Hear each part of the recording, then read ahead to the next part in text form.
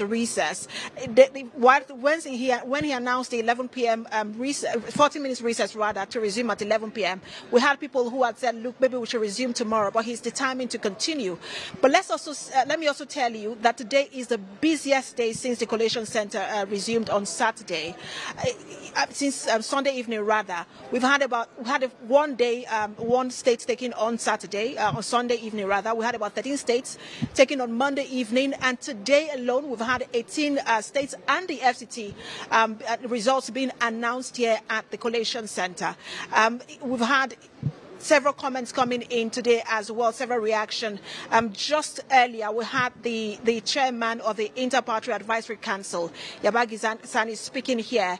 We also had the national chairman of the ZLP, Dan Ayanwo, also speaking. Both of them just in support of INEC continuing the process. But let me speak to someone who monitored the process, one of the domestic observers here today. He is Victor Giwa. He's the national coordinator for Advocate for People's Rights and Justice. We started a conversation earlier, and I just want to conclude that conversation with him. Now, let's talk about the issues around the voter turnout. I know you monitor the process. Now, a lot of people have said, particularly this year, looks like the voter turnout was low when you look at the number of registered voters compared to the number of accredited voters. You were on the field. What did you notice? Okay, I think that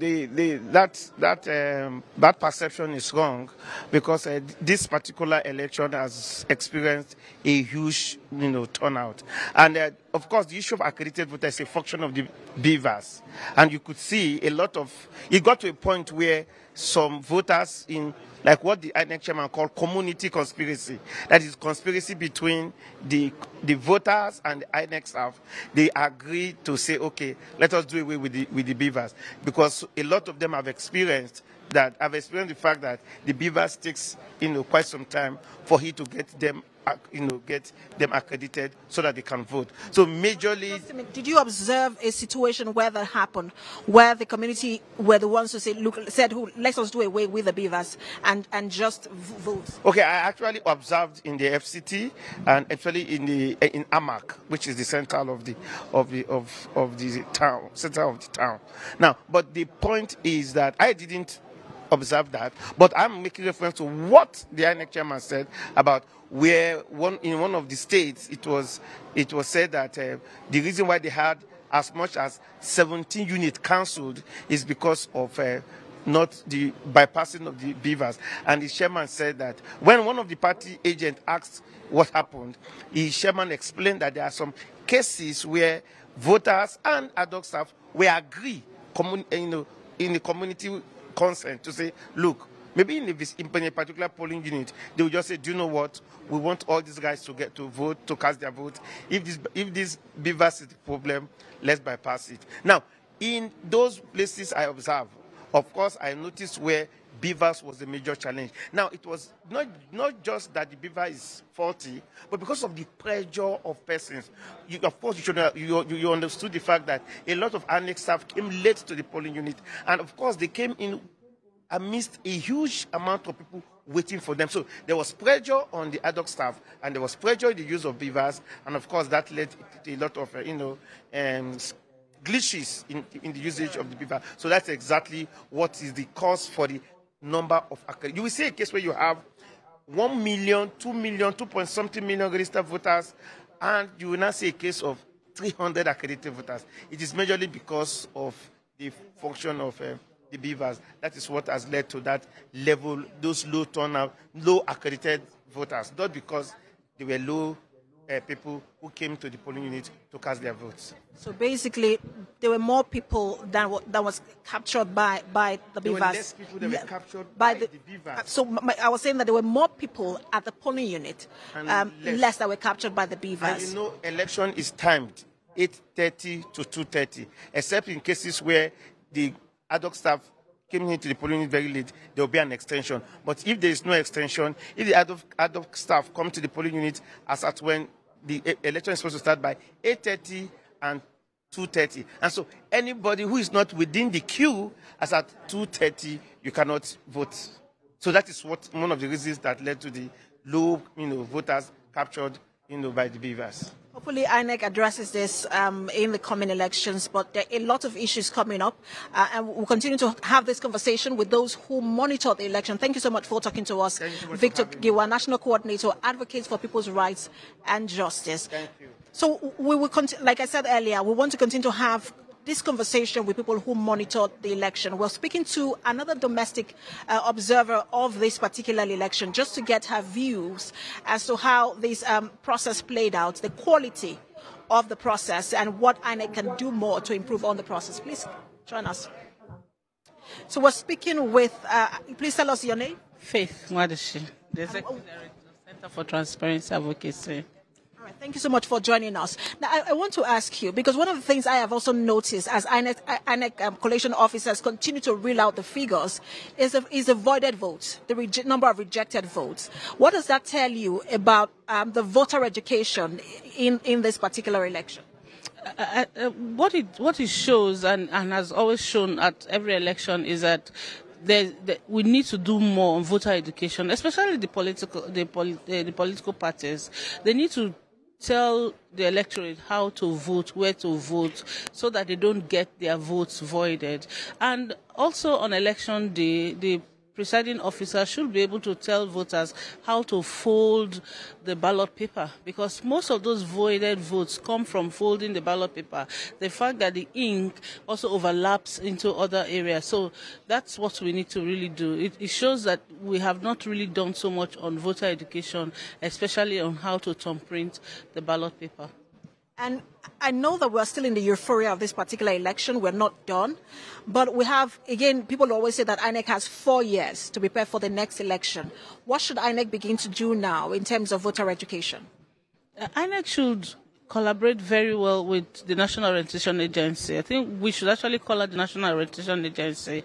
The Electoral Act provides that INEC should do voter education, but again, there's also the mandate for the National Orientation Agency to continuously do civic education, and voter education is a part of civic education. So we all need to do that, including civil society, of course, and then let it be one of the priority activities of the political parties, because at the end of the day, they're the ones who really benefit from that. So if you're not putting money aside to teach people how to vote for you so that your votes don't get voided, and you're putting other things as priority, it means that you need to take a step back and reconsider what is the kind of messaging you need to give to people. Because considering the number of voided votes that you have, it could have actually added value to somebody's votes. Absolutely. But let me also get your thoughts on this. You've been following the collation process. You've been seeing the reaction so far. What's your thoughts on this particular process? It's been quite fast today. We've taken 19 announcements of the results from 19 states. What's your thoughts on the entire process? I see a lot of things coming out. There's a pattern that is coming out. You know, a lot of people have complained about the process itself, the voting process. But there's so many good things that have come out, and also looking at the integrity of the election itself. You're seeing where ordinarily in the past and historically where people have not won elections, you're seeing people winning elections, you're seeing incumbent governors losing election, you're seeing new players on the block. It shows that, one, we are maturing, citizens are beginning to understand the power that they have to hire and fire. The politicians at the end of the day will take a step back and do an assessment of how they have led all these years, and understand that where they don't work well, you understand, the citizens can actually use their votes to do that. I am from Delta State. I'm looking at and just saw the result from Delta State. Delta State, the party has been like a religion in Delta State, and suddenly you see the kind of results that are coming out. You look at the different zones. It's not just about, you're looking at North Central, you're looking at Northwest, Northeast, and the pattern of voting shows that citizens are beginning to be aware that they can actually do something with their PVCs and their voting power.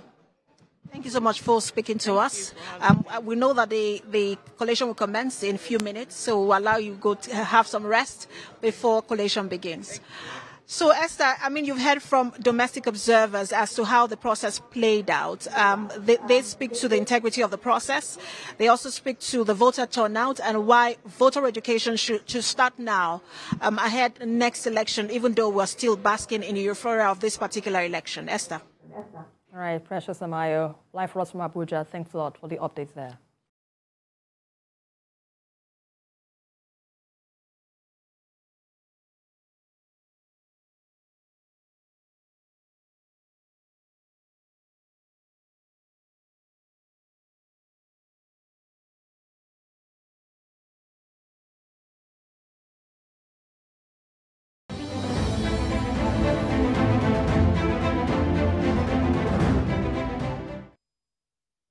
We are watching Decision 2023, and we have been bringing you live coverage of from the National Collation Center in Abuja and from the various state collation centers in the 36 states, including the FCT.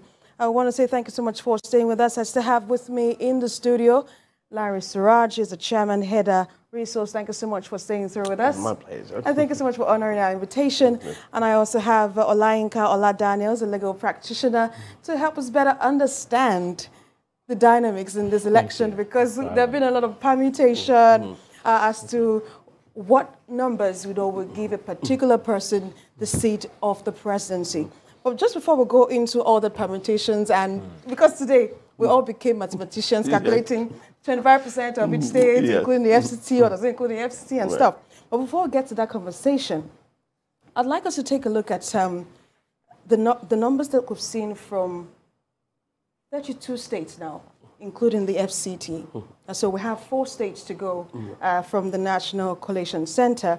And any moment from now, the INEC chairman, of course, would resume seating at the ICC, and then we'll get to hear more about the 4 states. That's the 4 remaining states. But looking at what we've seen play out, in the 32 states, including the FCT, and the performances of the various political parties, I know that the obedience movement, actually, I know you wouldn't call them a movement, but okay, let's maintain the Labour Party. Looking at how the Labour Party fared in this election, wouldn't you say if the People's Democratic Party had maintained a united front, possibly they might have been able to push out the APC?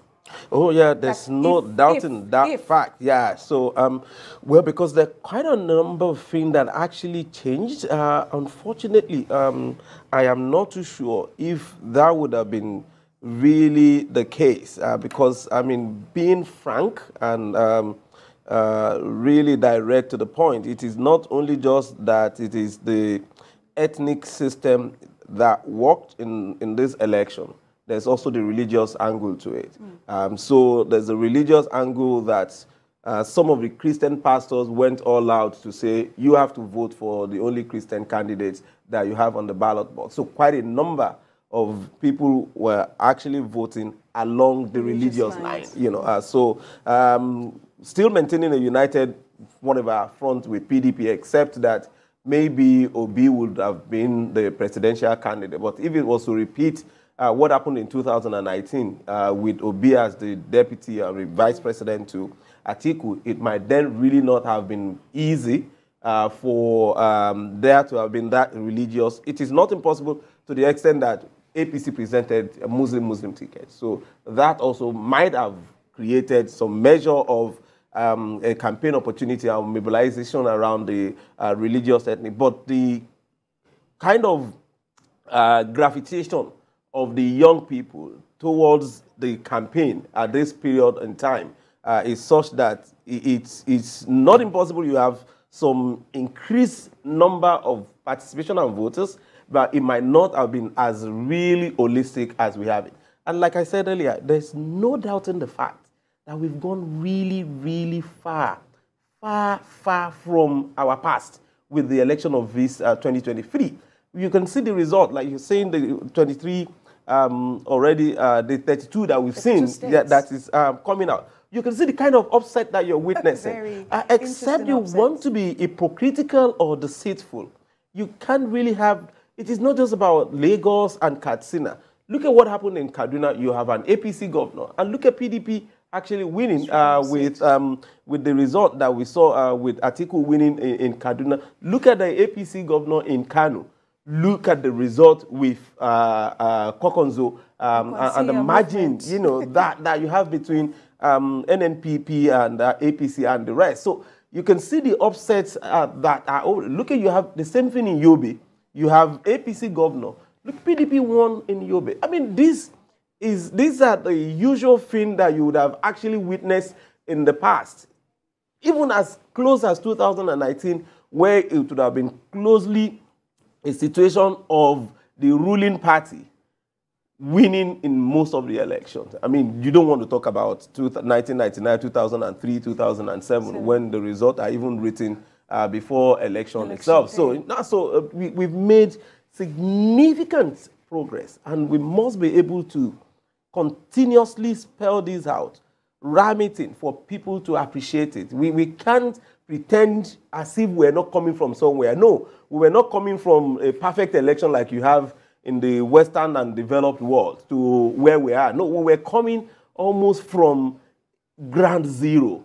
And we've been going progressively from 2015 to 2019. And now we've actually crowned that with such a situation where we can say, now that the votes are counting. And what we're seeing as a result are the counted votes that actually happened at the polling unit. Anything to the contrary can always be easily challenged and also verified. The power of the third force, of course, is having an almost unpredictable effect on the elections and even on Nigeria's democracy, because if you take a look at what we will have in the National Assembly, we're seeing a very colorful National Assembly. Look at Etiosa, for instance. A lot of persons would have probably have been rooting for the PDP candidate, which is Banky W, because it resonates with a lot of young people. But interestingly, it popped up somebody that people didn't really know. We never campaigned even. Mr. Thaddeus Atta. Like, do you understand? So I want you to help us better understand. Because a lot of persons may have written off the power of the third force. I can remember when, we were talking about and discussing would a third force really be able to show some strength, but how do you think this would shape our democracy in time to come? Well, this question is weighty, and I'll be careful not to descend into the arena. The third force and the implication to democracy. Is there a third force or a mirage? How do I mean? Because we are seeing it as a third force. We're critically looking at it. How did it come to be? Is it on credibility, on competency, on accountability, on issue-based, or because some pastors told some people you cannot vote Muslim, and we need to vote for the only Christian. Now, no issue-based argument here. No, but there are fundamental issues. Yeah. If you take a look at how young persons have come out to demand certain things from the government, I'd like us to stay put on the Muslim ticket, the Christian, and all of that variables that actually played out in this election. Of course, it has its place. But if you take a look at the issues that are fundamental in going into this election, the youths wanted somebody they could resonate with. That is the reason why I'm saying. That's the reason why I'm saying we are. The question is. Yeah, that's the reason why I'm saying we have to look at this critically. This question is, if we are not careful, we will not deal with it. Precisely. The youth we are talking about, he doesn't believe in the movement, but I still believe that there's a movement from the youth. There's a movement. And now they got angry, and to them, they were tired of the norms. Now, what do they call norms? That's valid in some quarters. I'm not disputing it. That's why I'm going somewhere. I'm not disputing it. Now, they are saying we are tired of the status quo. We are tired of the old order. We need a change. We need now the change. They ask them on issue-based questions. They can't answer you. Majority, let me put it that way. One thing about movement is a crowd, and in fact, they will even tell the crowd, look, And we know your parents will tell you this, but look, we need to stay. We need to stay here. This is what we want to achieve. So the people there, they are even following them, don't even know the reason why they are following them. So they're just moving. Now that movement transposed to then with the pastor doing their own thing, everybody transposed to the third phase. Now, why I said, is it a third phase or a mirage? Can it be sustained for the next? Can it move from where we are today, now transposed to issue base, and now say, okay, thank God, now we know that the power belongs to the people. We know that we can actually vote, and we know that our vote can actually be, counted.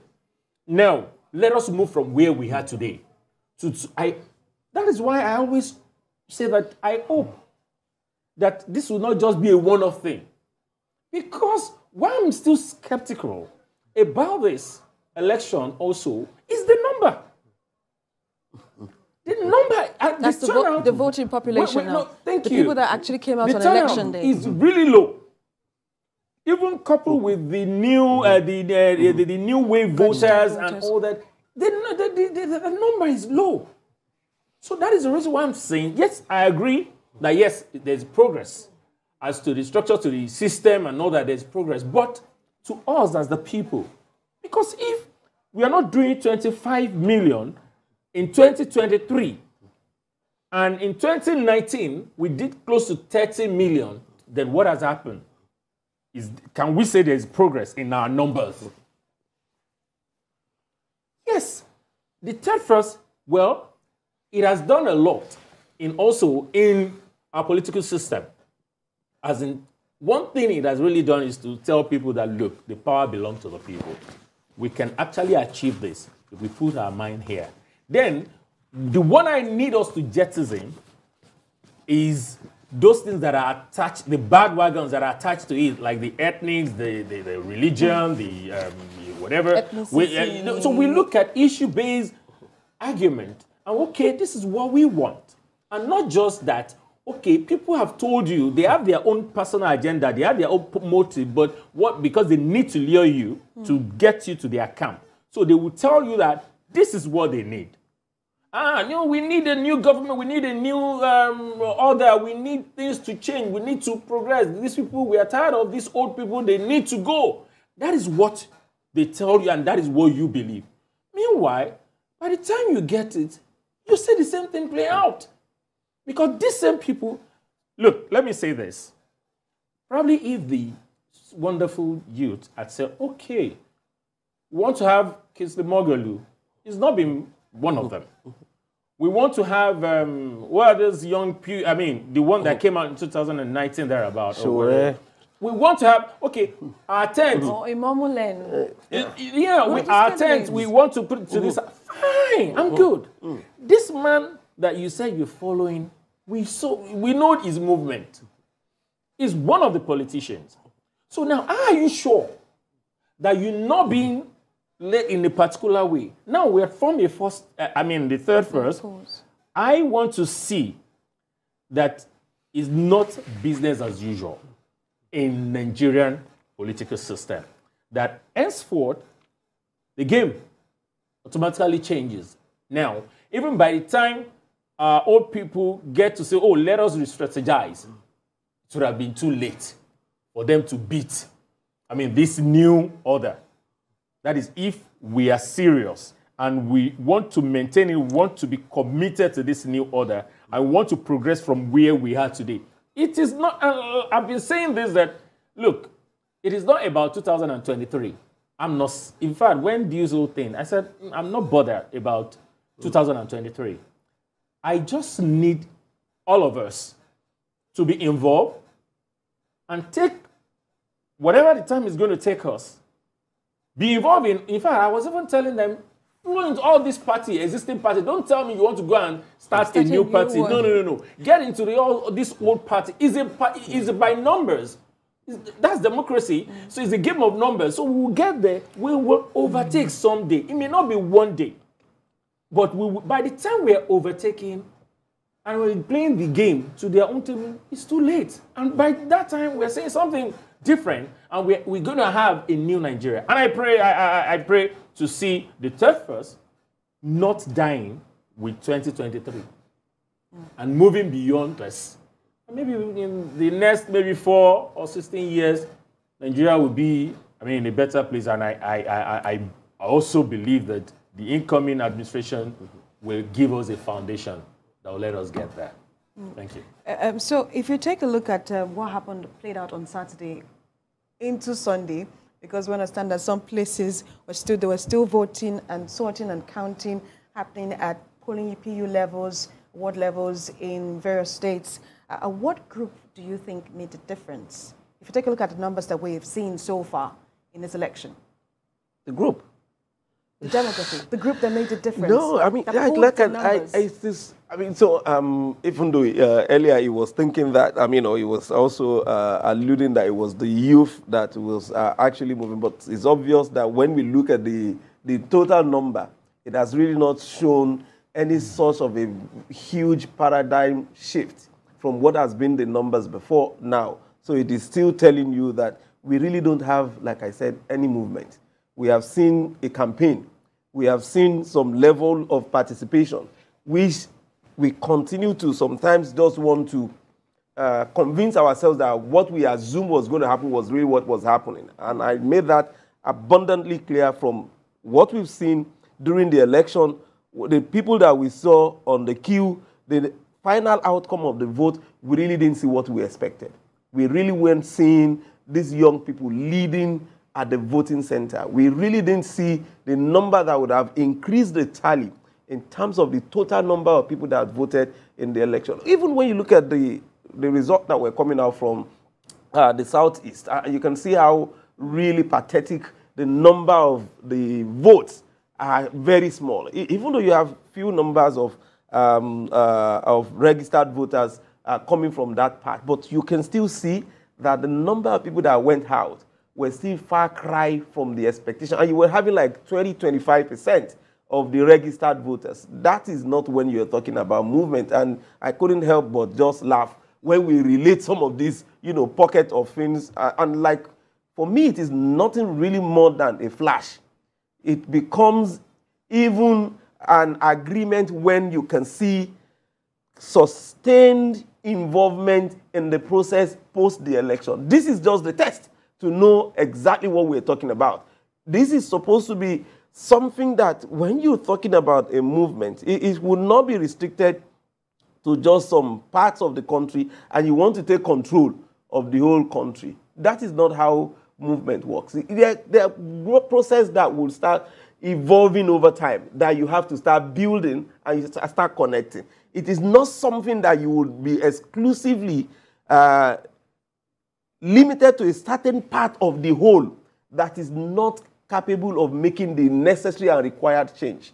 If it has not been for the sake of the beavers, I can assure you that the politicians would have completely had a different result emerging from this election. So irrespective of all the campaign and whatever, it would be a different ball game entirely. But the whole campaign that started, that is called movement, was assisted by the beavers to now achieve these results that you're seeing the changes that, like you said, inevitably there's going to be colorful National Assembly next. So excited, so very happy colorful about that. So it is going to be more someone from SDP. Two, not one. Two from SDP, just one from APC. Even though with that SDP too, I've seen, I think it's been interesting, and we should also remarkably get this very clearly. And that will tell you, again, for some of those, for some of us that are interested in researches and statistics, those two states showed to me clearly that our voters are becoming more conscious and are becoming more educated and exposed. Nasarawa State, 1, Oyo State, 2. Oyo State had the APC. I'm still waiting for the Rivers State. Maybe that would also make the third one. Oyo State had the APC highest number of votes for the presidential. It had different political parties for the National Assembly. So PDP was winning. So they were able to do APC for president and then separate it for PDP for Senate and possibly APC or PDP for. That is highly remarkable. That was what you saw with Nasarawa. It's different from what you saw in Lagos. And that a classical example was what happened with Etiosa. So it was just a function of anything that is just, once you just get there, you see LP. Yeah. If the other person that is there in the other one, because the LP, the interest is just in the presidential. So if the other one is an animal, also it is just the one with the LP logo, just put it there. That was not the kind of dynamism that we saw in Oyo, and we have seen in, because SDP was the 2 senators and the APC 1 senator in Nassau, but the presidential total figure was for LP. So you can still see how people are becoming more conscious in terms of where they want to put the votes. And that is where you can say you're seeing some gradual process of what you call a movement, where people can distinguish. It is not a function of the bandwagon or just a... No, that is where you can see things that are organically evolving. And we need to nurture for people to start separating and say, yes, I would support a particular candidate because of the profile, the integrity, the track record. If it's in this party A, and I'm going to go to this other person, though is in party B, but I can vouch for the integrity of that person. I can vouch for this. I know him to be this, not because he's a Muslim, he's a Christian, or he's from my ethnic. It doesn't really matter. It has to be issue-based. And that is what we call a kind of a movement. The one that we're seeing now, like I said, don't let us pretend about what it is. It is such that it gives an opportunity for both religious and ethnic consideration for the support for and the campaign for the candidate. Remove those two from the campaign of this election, we would have a complete different outcome in the February 25th outcome of the election. And I think some of that thing that also played out, is the economic factor, which, came at the twilight of before the election, the cash crunch, the fuel scarcity that also prompted people to say, oh, come on, I think we're done with I think a lot of people were angry, a lot. No cash. To them, they don't have access to their money, and they're suffering. They couldn't buy anything. People were hungry, all that. Then also, no fuel. You still have to queue, and you go to the filling station, you can't even spend the money. There's like a joke of you pay to buy cash. You carry the cash. Nigerian cash to buy. Use it to go and buy petrol. You queue for you queue with the petrol you bought, and then you that also could affect the low turnout. Really, it could affect the low turnout. People who no, and they want us to go and vote. So why are you doing this?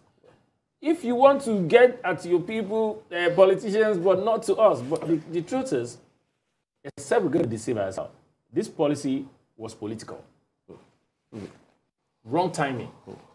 We just came out from lockdown, COVID, lockdown. We had not gotten ourselves. Then suddenly, unpopular policy towards election that that ordinarily, people panic. Oh, we don't know what will happen. They may fight. So people want to buy food, keep in their houses, to eat, to just sit down and eat. We don't know what will happen next. Now, they can't do that because they don't even have access to their own money. So all that could discourage people to say, please, I'm sitting back. And though, aside from few people that we saw that some had to travel because they couldn't. They couldn't change their polling units, and they had to travel a night to sleep at some hotel. That is the people that could afford that. People that can't afford it, of course, they will have to stay back wherever they are. That day, when I came out to vote, because I was an observer before I started going around, when I came out to vote, my usual polling unit, my number was, my name wasn't there. Was 029. My name wasn't there. So I had to, they told me, okay, they moved some 029, maybe to some other. So we went there. We got there. We saw a number of names. My name wasn't there. If I was not the only one, number of us went to the third one. Our names were not there. In fact, we now had to turn to go to another street entirely. Another polling unit entirely, 051. Well, it was when we got there, we now went to check the name on the list. In fact, few people among all of us that went there, few saw their name. Well, maybe here because they tore all the papers. Right. We couldn't see all our names. And by the time they started checking, that was a PU polling unit 051. But when we got there, we saw all our names in that polling unit. Interesting. So all that need to be fixed.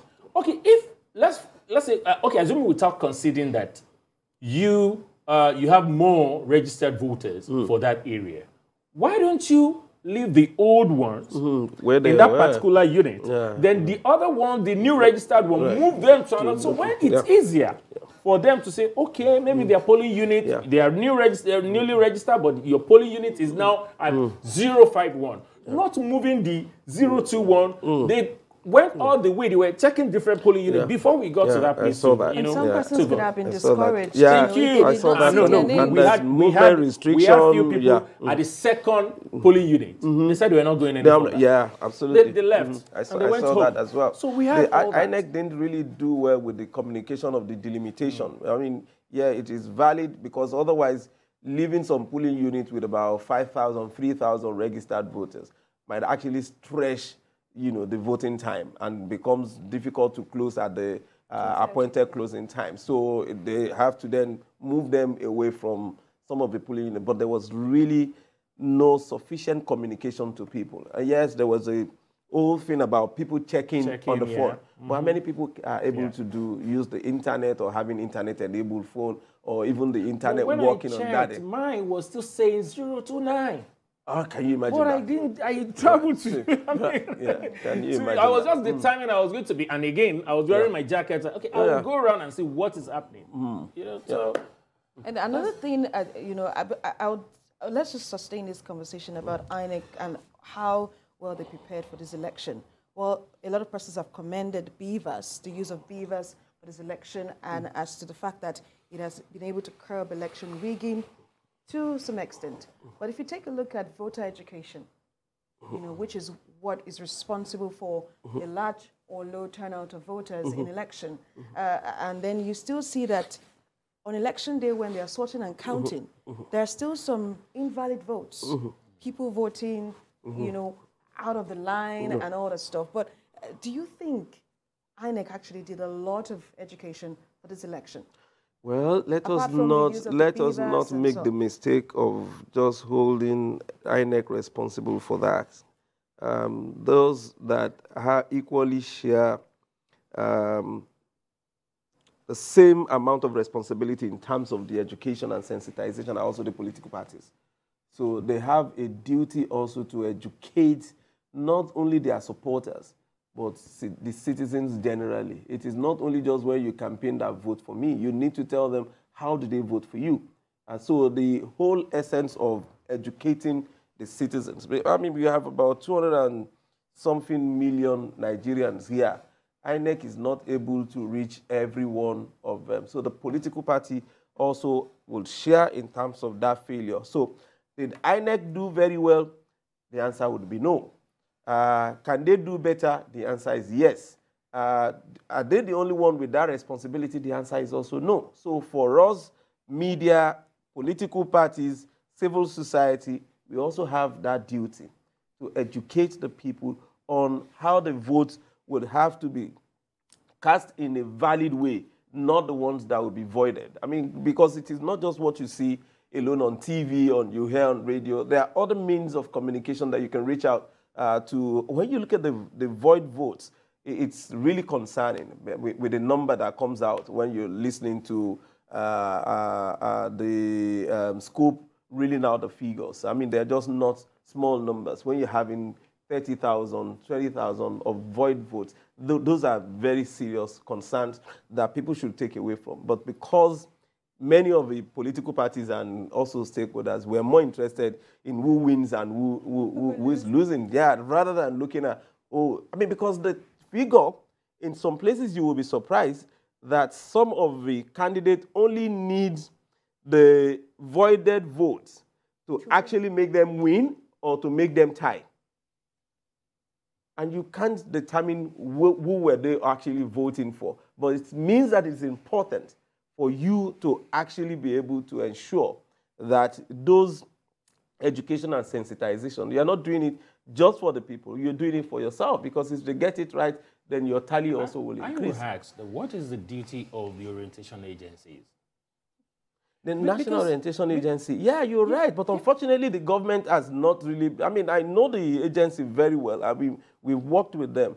The budget of that agency is not even sufficient to run a local government in what is allocated to it. And that is supposed, it is actually one of the highest human resource organization in this country, because it has offices in all the local governments.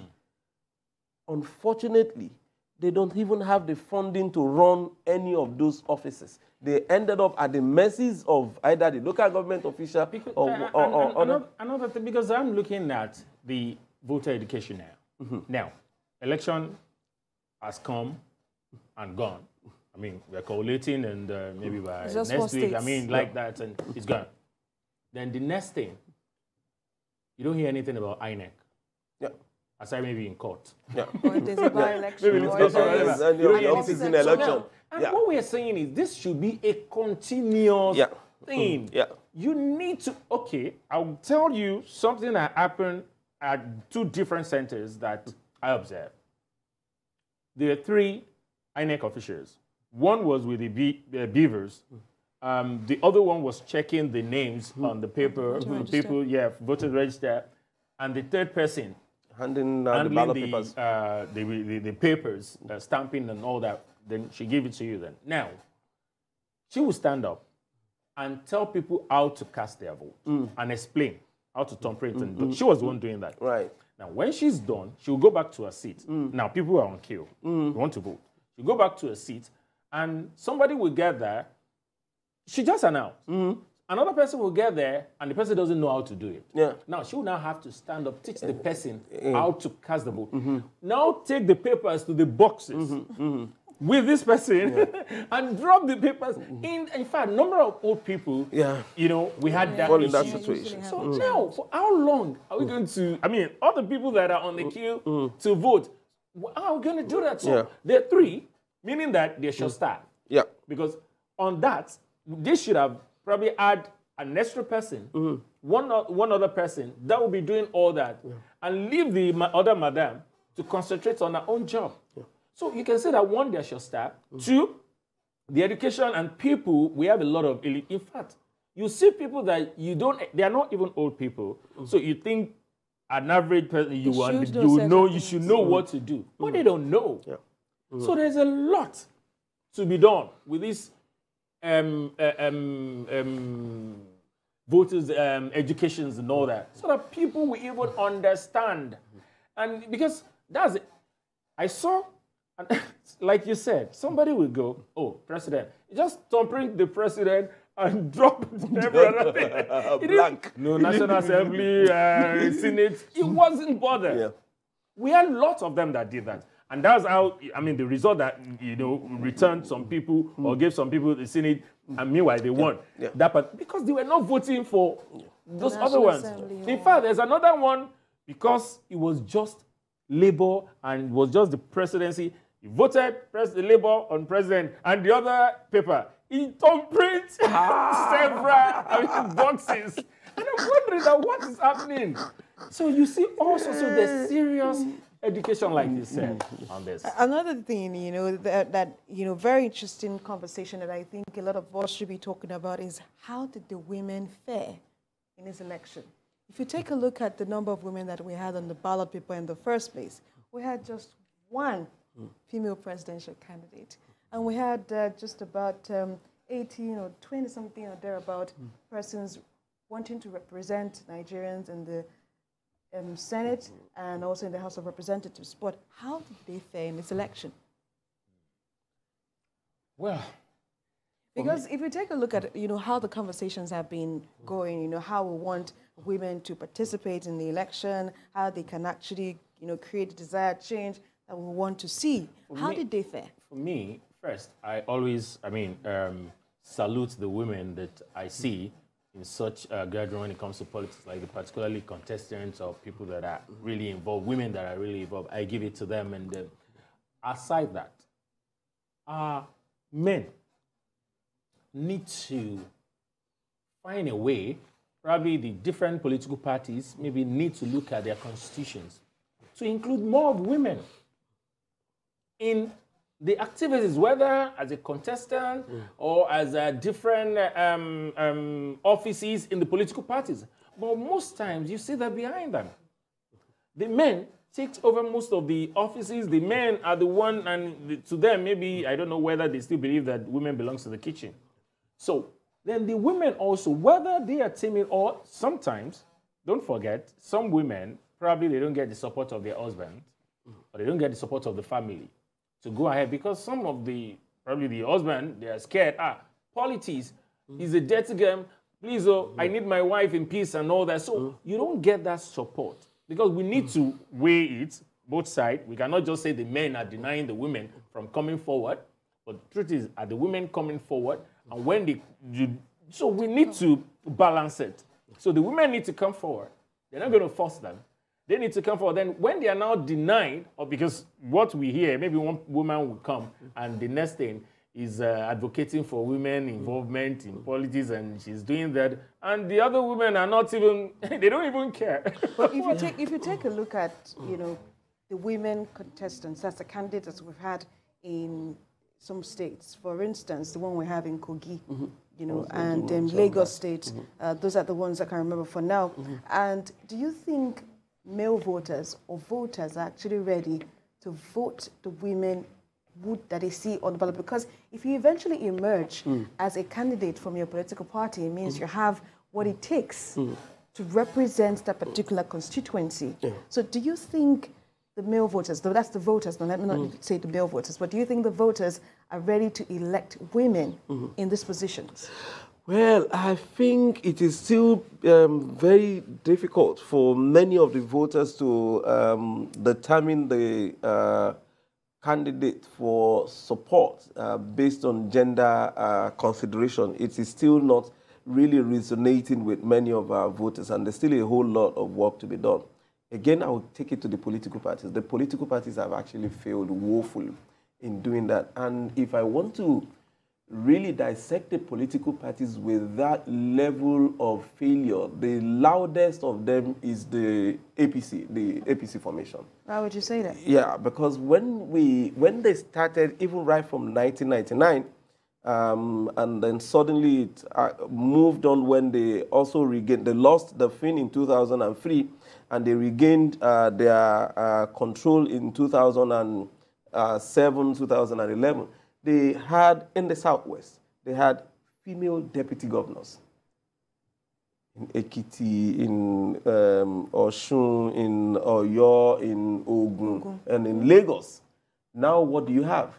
They've completely reversed that trend. You have male deputy governors. Save for Ogun State, you don't have anyone again in the whole of Southwest. So that was supposed to have been a progression that would have assisted not only the party sustaining that recognition of the role that the women would play, but also mobilizing the consciousness of their members on the need to look out for women for positioning in elective and appointed position. But unfortunately, they changed that. The PDP would possibly would have done one or two, but it's not been a conscious. But you will be shocked that they have it in their constitution, that they will have what is called the 30%, 35% affirmative action. But they just don't practice what they have in the constitution. They don't even look at it.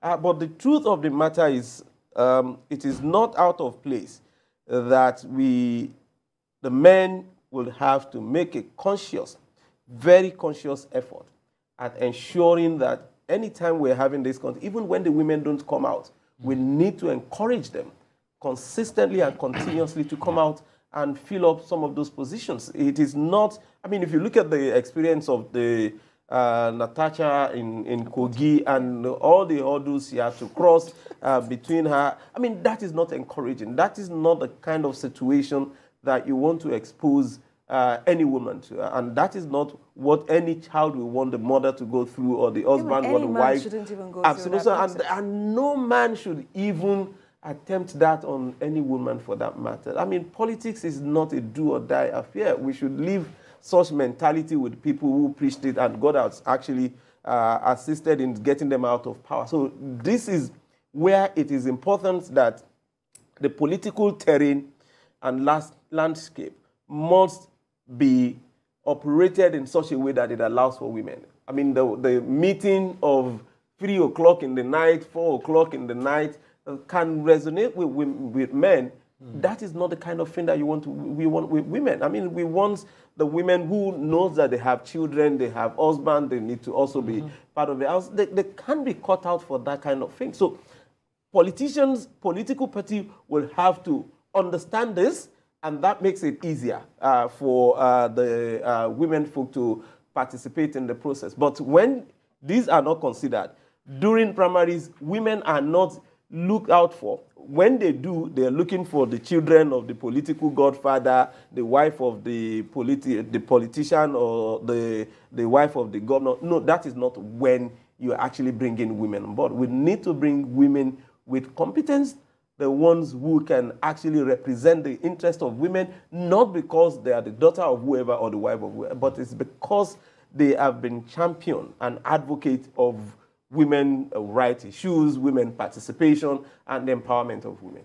Okay, let's just remind our viewers that we'll be going to the National Coalition Center in Abuja, that's ICC, of course, to bring you updates of the remaining states that are yet to present the results from the various states for the presidential election. We'll definitely bring you updates from ICC in a moment. That's when INEC chairman resumes seating. For now, we understand that we have 32 states, including the FCT, in the bag, and we're just waiting for 4 more states to read and present their results. Well, let's continue the conversation here in the studio and talk about what we refer to as electoral violence and voter intimidation. Of course, we saw some videos that popped up during the elections, some fake. Anyways, yeah. Some were from previous elections. Yes. But then there were some that were actually real. You heard accounts from some voters, you know, about how they were intimidated in some polling units by various political parties now, not just one political party.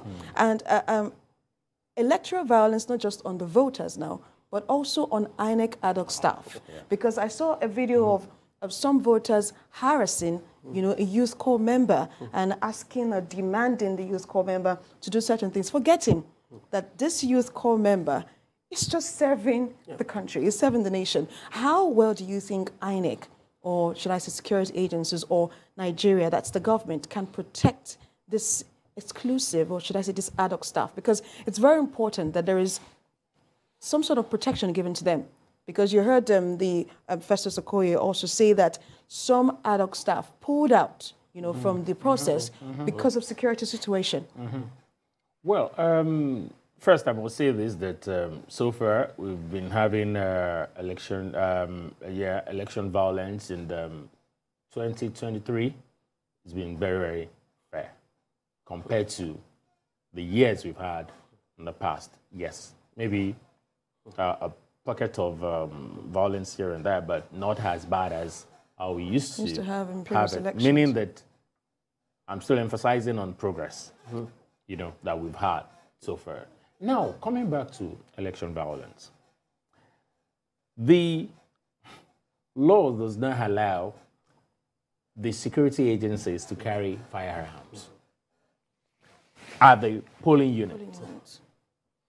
And also, that because that has been properly, sent to the security agency. That's the reason why when you go to those polling units, you either see a police officer, immigration, all of them, they're just sitting, they're just cautioning people, don't do this, don't do this. So you don't see any guns, you don't see anything with them. In fact, the one that has guns are far away. They're distance meters away from the polling unit so that they don't scare the electorate, the people, from coming out to cast their vote. Having said that, there is no how, because the only way, because some of these people, some of these violators and these violent people, they come with weapons. I don't know whether this is real. I saw one on social media where they came on a bike and they were trying to shoot, and the soldiers, whether it's here or something, I saw that something. happened to be from Ghana, and they posed like it was like Nigeria. Yeah, because I saw that uniform. I mean, those guys are not from Nigeria. I said that okay, you can see what we say about social media. That they put up all sorts. Now, so when these people come with weapons, and even the police or the security agency, whoever that is sitting at the polling unit doesn't have, how does the person protect the electorate, the INEC officials, himself or herself? So, if you remember, when the PRO came out to, when people were complaining that the police were there and they were snatching boxes, they were being violent, they couldn't do anything. He said, look, what can they do? They only say, oh, we'll report. They will report. That is all they can do. They don't have guns. They don't have anything. Yeah. So even they can be killed too. So there's nothing they can do at that point. So I think we still need to review our laws and to see, because the perpetrators, most times, even when they were maybe arrested or something, you don't get to hear whether they are prosecuted or whether anything happened, or maybe the police arrest them and they pack them in prison. You then hear the Baba Saleh or somebody, they put a call through tomorrow, and that's the end of it. So we really need to be serious about these laws. And enforcement. Sorry, the law is there. What we lack is enforcement. So we need to be serious about the enforcement on the electoral violence, so that any one court should face the music. Any one court should be prosecuted. See, by the time we prosecute, and they face the music, they serve the punishment, others will see. And they will know that nobody is above the law. Whether you know, Mr. President, if you are caught, and you face the music. So probably that one will serve as a deterrent to some other, violators of these laws. But if we keep patching, rubbing heads, and saying, oh, there's pockets of violence here and there, and we're not doing anything about it, it will happen. Why would somebody be intimidating people at the polling unit to say you cannot vote for this, or you can vote for that, or why are you here to know you cannot vote for this, or they are beat? Oh, why did you vote for a particular party and they are beating? Like so all that need to be checkmate. Once it's done, at least let the security personnel that is there put maybe a call straight up to, of course, they all have a nearby divisional police station or something, and they have their beats. So put a call to them. Let them come and pick whoever that is involved. Well, you don't get to see that most of the time. So this does not stop people from doing this year in, year out. We will have people continue violating this law. Why? Because nobody has been said to be prosecuted or face the music of this. Until when we get to that point, we may still be having pockets of violence here and there. But thankfully, I think maybe people are more enlightened today. We have more people, because we've been telling them, look, if you die, you are gone. And these people will continue their life. And also, maybe now people are more enlightened. People now reason. Maybe that's the reason why it has really dropped to the bare minimum. But then, it can be out of our system as to electoral violence. We hear the case of the scope for River State. Earlier today, I had said that he was being threatened, and he also said that the life of his family also was being threatened. And at a point, he said he wasn't going to continue to read the results or accept the results from the various local governments, although it was just remaining 2 local governments. And then later on, he resumed after various negotiations and consultations and assurances from the security agencies, that they would protect him and that nothing would happen to him. Even after they resumed the collation process, he still had some party agents, talking in the hall and then, just aggravating and causing some sort of tension. But how well can we protect this INEC ad hoc staff? Because that's where the conversation, that's where the bane of contention is. Yeah, I think you're hitting it on the head on how do we want to protect some of them. When you talk about the compromising of the electoral officers. It is not all of them that are almost doing it out of free will. There are some of them that are subjected to this level, of not only just threat and intimidation, but also the carrot and the stick. You either take this money or your family would go. And inevitably, you don't want to put your family at such risk. And people are forced to do the bidding of the people that are involved. But I think the first thing is I would want to look at about 3 stages of work that needs to be done. The first one would be for all the people and stakeholders involved to find reason to continuously orientate the people to understand the need for us to go for any form of election, any form of competition with the mentality of fair play. You can win or you can lose. It is a competition and it should be healthy competition. You don't have to snatch the ballot. And the interesting thing now is you snatch the ballot box, you intimidate the people, it doesn't get anywhere. Because you can't go and write, so it's still ultimately going to amount to a loss. That's the first one. The second one is that there's the need for the National Assembly to also pass the Electoral Offences Commission bill that will create that body that can prosecute the electoral offences. It is not now working because the bill they have refused to pass. So for the law enforcement agencies to prosecute some of the people that are apprehended during the electoral process, some of them that were apprehended during the Osun election by the EFCC, they took them to court, but unfortunately, they couldn't get the fiat that was needed from INEC to proceed with the prosecution, and the case was also thrown out of court. So you can't have that kind of situation. Once there is no punishment for offenses or crime, people are likely to just continue committing it because it becomes like an impunity. There's no payment for that. Then the citizens as well, we should be ready to be part of the process of not only apprehending some of these people, but ensuring that we volunteer available information and support the law enforcement agencies. When they are arrested, it is not just sufficient to say he was arrested at so place. There will have to be witnesses that must also assist the prosecution process for there to be conviction for of some of those offenses. So, but where we don't assist them or volunteer information, it becomes extremely difficult for the prosecution to happen at that stage. Our law enforcement agencies finally would also need to salvage the situation and save the country by ensuring that people that are arrested are duly prosecuted for their offenses.